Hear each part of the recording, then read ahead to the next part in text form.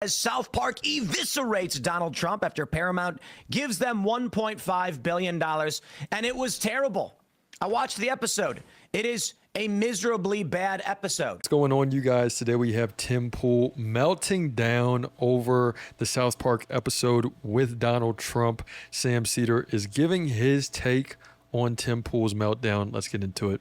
One thing to do deep political satire where you talk about policies, but to make comedy about Donald Trump being a beached whale and having a teeny tiny PP, and also to have him jump into bed with the devil and have Satan complain that Satan is not interested in making love to Donald Trump because he's so upset about his Twitter feed being full of Epstein comments.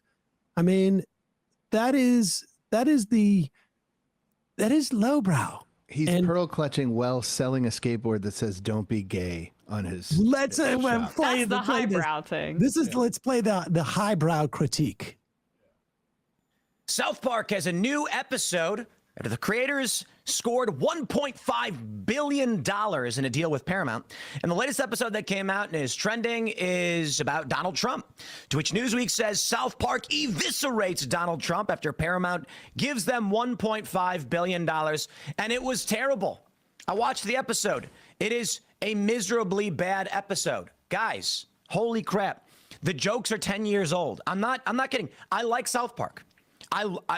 They did fantastic when they were making fun of wokeness, PC principle. The problem with even how they mocked wokeness, however, was that it's just straight on the nose saying, hey, remember thing?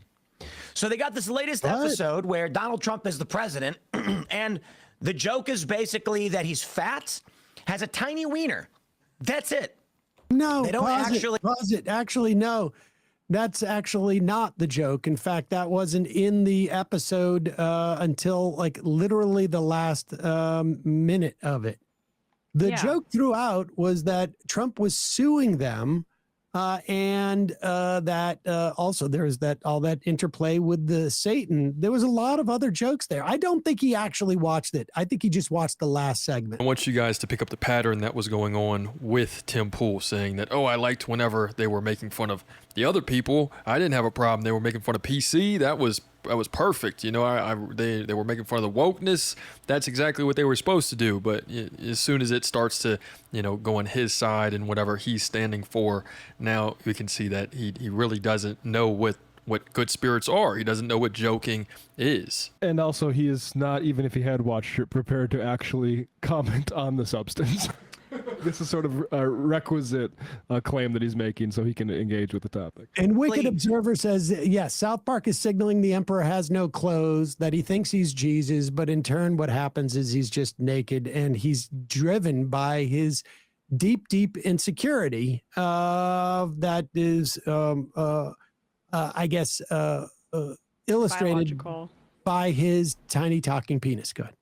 Principle. The problem with even how they mocked wokeness, however, was that it's just straight on the nose saying, hey, remember thing?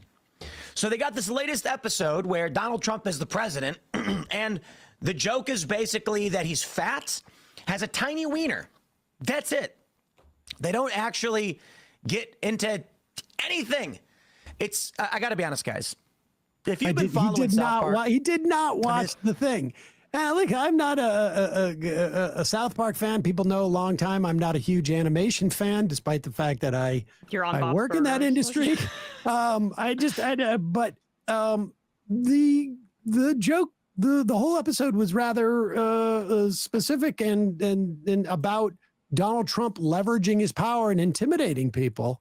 His Canadian tariff sort of bit.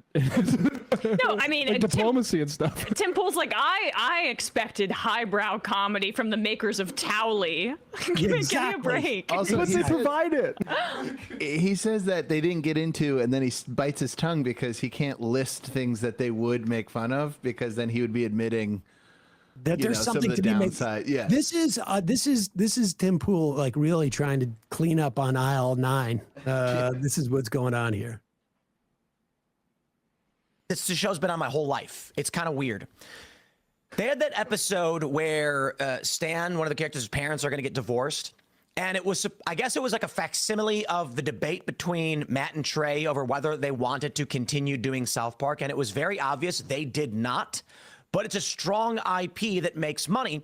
So they decided to keep doing it anyway. And that's just, it feels like the horse is dead. It's beaten to death. And now you're just dragging it down the road. So they came back with these specials. Some of them were really weird, like a decade after Occupy. This comes from the same group of guys that created the movie Lady Ballers, where it's just guys posing as trans persons on a women's basketball team. And that is the only button that they are going to continue to push, is just putting these straight men in women's clothes and women's wigs. That's the entire thing that they're doing. And yeah, that's it. Talk about stale. That whenever you have a movie like that, it just doesn't make sense. Occupy Wall Street. They did an Occupy Wall Street episode. It was like, guys, are you out of ideas? And now they're doing this. And let me tell you, guys, Back on form. Donald Trump is Saddam Hussein. Not funny. They're not playing at Trump. This is what the left does, okay? And I think he's the left. It's They're funny the left because now. I don't know if you could include Matt and Trey as in like the left, but I Yeah, would assume probably that not. they're gonna fall in the default liberal position, meaning, What? yeah, wokeness is an easy target, and they decided to go after it. Some of it was really good. Some of it was a little too. Wait, that's the default. That's the Liberal default liberal position is that wokeness is bad. Well, does he even like spend 5 minutes before like even thinking about this stuff? Talk about out of ideas. Exactly. That's what I'm saying. Wasn't he saying like, look, I don't know if I want to do this anymore? Like you're the one who has hit the wall, Tim. On the nose, right? But it's like, okay, at least there's institutions coming out against it. The problem with this, my friends, Matt, Trey, please hear me. I want you to make fun of Donald Trump. They're not. But you your have friends. to make fun of Donald Trump in a way that actually makes fun of him. How? So here's what I think. CBS nukes Colbert. They were losing $40 to $50 million per year on this. Why would they have Colbert up and running at a loss of $40 million a year? Well, I think it was political. You're basically saying we want to pay for messaging. If you were a political elite, let me phrase it like this. If you're rich, what do you want for? When you've got, let's just do some math, right? Let me actually let me do some math. This is going nowhere. Let's This say is you so have boring.